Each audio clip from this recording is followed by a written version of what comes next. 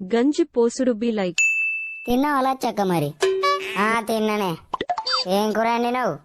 నేనా? ఇవాళ కూర తెచ్చిండు. అబ్బో నువ్వేం వండినావే మరి?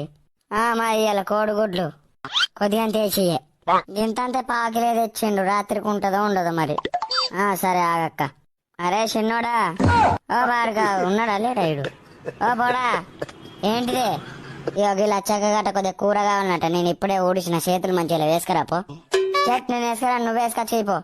అయ్యో వేసుకొచ్చేందిరా, చట్నీ వేసుకురా పో.